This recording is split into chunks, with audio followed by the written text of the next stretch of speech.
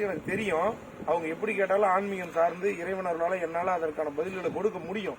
ஆனா அவங்க கூட வாதம் பண்ணி என் நேரத்தை வீணடிக்க நான் விரும்பல. இப்ப சேக்கிழார் பெருமான் என்ன பண்றாருன்னா, தமிழில் தோன்றிய முதல் கள ஆய்வு நூல், களத்திற்கு சென்று ஆய்வு பண்ற முதல் நூல் திருத்தொண்ட புராணம் சொல்ற பெரிய புராணம் தான். அவரு ஒவ்வொரு ஊருக்கும் போயிட்டு இங்க யாரு சிவபக்தர் வாழ்ந்தாங்க நான் கேள்விப்பட்டோம். அங்க இருக்க மக்கள் இவர் இப்படி வாழ்ந்தாங்க, கோல்புடி நாயனார்னு ஒருத்தர் இருந்தாரு, அந்த இறைவனுக்காக சேர்த்து வச்ச நெல்ல அவங்களுடைய சொந்தக்காரங்க எடுத்ததுனால எல்லாருமே வெட்டினாரு. குழந்தை இருந்தது, அந்த குழந்தை கூட அவங்க அம்மாவுடைய பாலை குடிச்சதுக்காக வெட்டினாரு. இதை சேக்கிழார் பார்த்தாரா? கிடையாது. அப்ப இலக்கியம் வரலாறு வரும்போது பல விஷயங்கள் என்னுடைய சார்ந்த விஷயங்கள் முற்படணுன்றதுக்காக என்ன பண்ணுவாங்க, மிகைப்படுத்தி எழுதுறது புலவர்களுடைய கவிஞர்களுடைய திறமை. சிலப்பதிகாரமும் அதுதான். கண்ணகியும் கோவலனும் மதுரைக்கு வரும்பொழுதே அந்த இயற்கையாவே மரங்கள் அசையுது, இங்க வராத நீ போ அப்படின்னு சொல்ற மாதிரி மிகைப்படுத்திருப்பாங்க.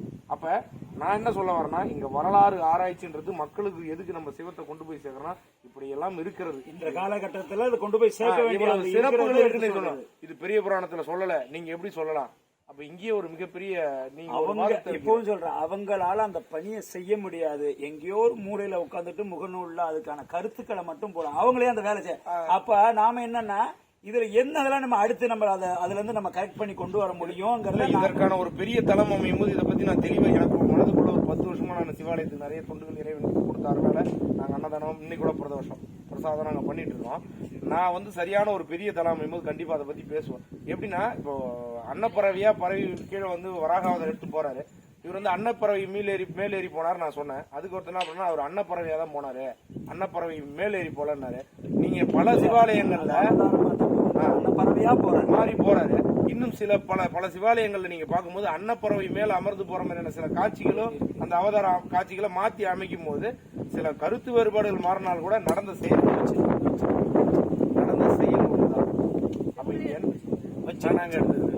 அப்ப இங்க என்னன்னா, ஆன்மீகன்றது கண்ணப்ப நாயனாருக்கு ஒரு வழியை காட்டு, அளவிட முடியாத கண்ணப்ப நாயனாருக்கு ஒரு வழியை காட்டு சொல்லுவாங்க. சிவத்தை பொறுத்த ஓய்வில்லாதது, உபமானத்தில் இருந்தது, அளப்பெரிய. நான் என்ன சொல்றேன், இது ஒரு வரையறைக்குள்ள கட்டு வைக்க முடியாது. கண்ணப்ப நாயனாருக்கு ஒண்ணு, சுந்தரருக்கு ஒண்ணு, திருஞான சம்பந்தருக்கு ஒண்ணு, சிவபாலன் என்ற ஐயாவுக்கு ஒண்ணு, சிதம்பரம் நாயருக்கு ஒண்ணு.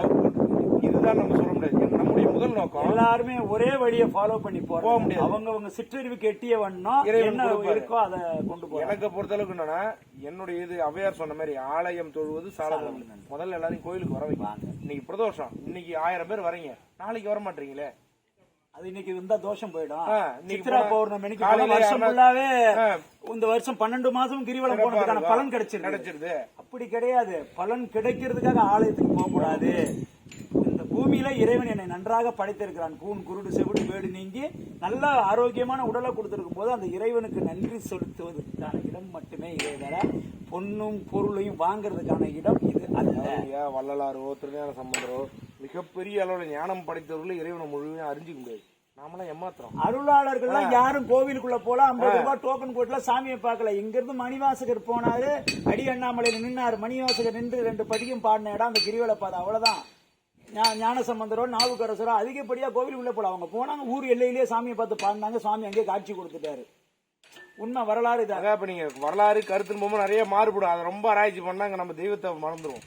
அது தெய்வம் என்ன பண்ணுது, ஒரு செயலை எடுத்து நம்ம போய் பண்ணணும். இப்ப எவ்வளவு தூரம் போறோம், போக்குவரத்து செல்ல நம்மளுக்கு வேற வேலை இல்லை.